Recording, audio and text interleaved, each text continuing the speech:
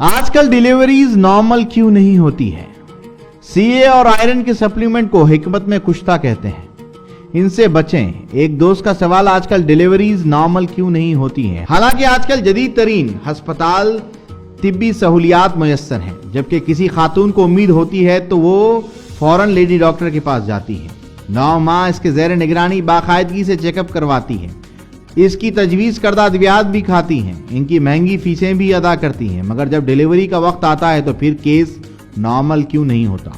9 ماہ مسلسل folk acid اور کیلشیم کی گولیاں کھانے اور وینفور کے ڈرپس لگوانے کے باوجود ڈیلیوری کے وقت خون کی کمی کیوں ہو جاتی ہے؟ میرے عزیز دوستوں، اس سوال کا جواب کچھ اس طرح سے ہے کہ ڈیلیوری نارمل نہ ہونے کے سب سے بڑی وجہ مسکولر ٹیشوز کا سخت ہونا اور رطوبت تلیہ یعنی لیمفیٹک لیکوڈز کا کم ہونا ہے۔ یاد رکھیں، عورت کے جسم میں جتنی لچک اور فلیکسیبلٹی ہوگی، بچے کے اتنے ہی چانسز نارمل ہونے کے ہوں گے، اور جتنے سخت ہوں گے اتنا ہی آپریشن کا امکان زیادہ ہوگا۔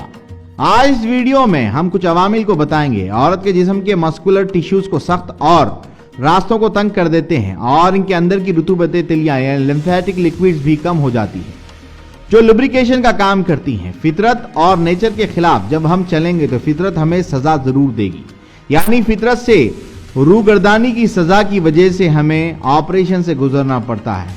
قطع نظر اس کی بہت بڑی بڑی بلڈنگز ہیں، یعنی کہ اسپتال ہیں، مہنگے ڈاکٹرز ہیں، مہنگی ادویات ہیں اور مہنگے انجیکشنز، ایئر کنڈیشنز کمرے۔ یاد رکھیں، یہ سب کچھ کبھی بھی فطرت کے متبادل نہیں ہو سکتے۔ پیسے کا لالچ اور ہوس اور انسانیت سے دوری مریض کی زندگی اور صحت سے زیادہ مریض کے جیب پر نظر کا ہونا دوسری بڑی وجہ ہے۔ عورتوں کا سہل پسند ہونا اور یہ تصور کے حمل ہو جانے کے بعد کام نہیں کرنا، سارا دن فارغ بیٹھے رہنا، مسکولر ٹیشوز اور خصوصاً اوری کے مسلز کو نرم یعنی فلیکسیبل بنانے کے بجائے اسٹیف اور سخت بنا دیتے ہیں۔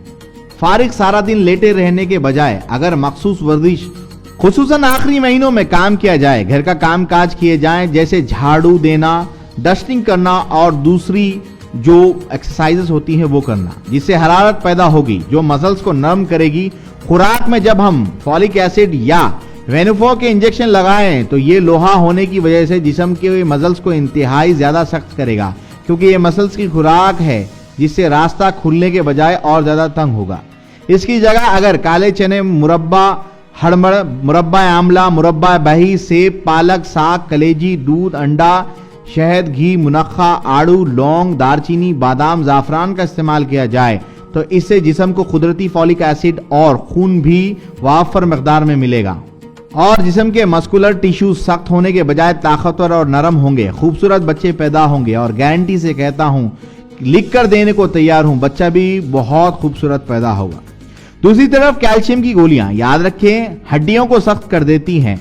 9 ماہ دریغ کیلشیم کی گولیاں کھانے سے ماں اور بچے کی ہڈیاں سخت تو آپ اندازہ کر لیں، مسکولر ٹیشوز بھی سخت، ہڈیاں بھی سخت۔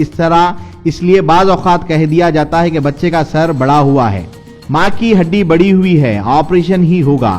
بھائی، 9 ماہ اندھا دھند گولیاں کھلا کر آپ نے نارمل ڈیلیوری کے چانسز چھڑا ہی کب ہے؟ کیونکہ اس سے کمائی زیادہ ہے، آپریشن سے تو پیسے بنتے ہیں، نارمل سے کیا ملنا ہے؟ اگر قدرتی کیلشیم دودھ، دہی، انڈے، گھی کھلایا جائے تو گارنٹی سے کہتا ہوں کہ کبھی کیلشیم کی کمی نہ آتی ہو، اور ہڈیاں مضبوط ہوتی ہیں مگر بڑھتی نہ، سخت نہ ہوتی ہیں۔ دکان کا سیل کم ضرور ہو جاتا ہے، کمیشن ضرور کم ہو جاتی ہے، سٹور کی سیل کم ہو جاتی ہے، آپس میں لڑائی پڑ جاتی ہے، بینک بیلنس کم ہو جاتا ہے، آمدنی کم ہونے کی وجہ سے، کیونکہ عملی طور پر ہمارا یقین اللہ تعالیٰ اور انسانیت پر زیر ہے۔ تقریروں اور گفتگو میں 1000% ہی ڈیلیوری نارمل نہ ہونے کی ایک بڑی وجہ، جیسا کہ میں نے بتایا ہے، ہڈیوں کا سخت ہونا، مسکولر ٹیشوز کا سخت ہو کر ان میں لچک کا کم ہونا اور اس میں رطوبت سالے کی کمی کا ہونا ہے، جو لبریکیشن کا کام کرتی ہے۔ ان سب کے لیے آخری ماہ صدیوں سے آزمودہ فارمولا جو ہماری ماں استعمال کرتی آ رہی تھیں، ایک تو جسمانی مشقت اور ورزش تھی، پاؤں کے بل، تو دوسری اہم چیز دیسی گھی، چھوارے، زعفران کا استعمال تھا، دودھ میں ڈال کر جسم میں فولاد، کیلشیم، گندک یعنی حرارت وہ وافر مقدار میں موجود ہوتی ہے، اس کا چھوڑ دینا اور سارا دن عورتوں کا بستر پر لیٹے رہنا اور کیلشیم فولک ایسڈ کی گولیاں کھانا اور وینیفر کے انجیکشن لگوانا پھر ڈیلیوری کے روز اور دوران ظلم و ستم ہوتا ہے، اللہ کی پناہ۔ ایک تو شرم و حیا کی دھجیاں اڑا دی جاتی ہیں، پھر پیسے کی لالچ اور حریص میں اس حد تک گر چکے ہیں کہ نارمل کیسز کو کٹ لگوا کر جیبوں پر ڈاکہ ڈالا جاتا ہے۔ اور ظلم جس کی طرف بطور خاص توجہ دلانا چاہتا ہوں کہ بچہ ماں کی پیٹ میں ہوتا ہے تو اس کا درجہ حرارت 80 سے 90 تک ہوتا ہے۔ لیبر روم میں ایئر کنڈیشن ہونے کی وجہ سے ایک تو ماں کے عضلات سردی سے سکڑ جاتے ہیں، یہ سائنس کے اصول ہے کہ سردی سے چیزیں سکڑتی ہیں اور حرارت پھیلتی ہے۔ کمرے میں 21 درجے کا ٹیمپریچر ہونے سے رحم سکڑ گیا یا پھیلے گا، یقیناً سکڑے گا، تو یہ چیز نارمل ڈیلیوری میں معاون کیسے ہوگی، بلکہ یہ رکاوٹ ہوگی۔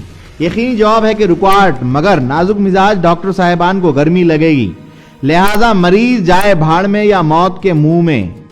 جناب کی طبع نازک یہ برداشت نہیں کر سکتی، ڈاکٹر ہو کر اس کی ناک پر پسینہ آ جائے تو اتنا بڑا ظلم۔ حد تو یہ کہ ڈاکٹر سے لیبر روم کی صفائی والا عملہ بھی، اس کا نخرہ اور اس کا رعب اللہ کی پناہ وہ آسمان پہ ہوتا ہے۔ مگر سلام ہے ہماری ان ماں اور بہنوں کو جو لیبر روم میں انگٹیاں جلا کر پسینہ پسینہ ہو کر فطری عمل کو پائے تکمیل تک پہنچاتی تھی۔ گھر میں ہی اس سلسلے میں ایک اور مسئلہ بچے کی سانس کا اکھڑنا یا اور انکیوبیٹر میں ڈالنا۔ پیارے بھائی، جب بچہ ایک دم تقریباً 80 سے 90 کے ٹیمپریچر سے ایک دم سے 16 کے ٹیمپریچر میں آئے گا تو اس کی سانس نہیں اکھڑے گی تو کیا ہوگا؟ پھر درد کے انجیکشن لگوانے کی سزا، بلکہ بھینسوں والے انجیکشن پابندی کے باوجود لگائے جاتے ہیں، جو کہ عورت ساری زندگی کمر درد کی صورت بھگتنا پڑتی ہے، وہ ایک الگ کہانی ہے۔ پھر ایک دن کا گننا اور ایک دن بھی اوپر نہ جانا، دنیا کے گاہک کسی اور دکان کا رخ نہ کر جائے، ظلم پہ ظلم ہوتا رہتا ہے۔ اسی لیے بہتر ہوگا کہ آپ جو قدرتی ادویات بتائی گئی ہیں انہی کا استعمال کریں، ورزشیں کریں، جس سے ڈیلیوری نارمل ہو اور آپ ان تمام چیزوں سے گزر نہ سکیں۔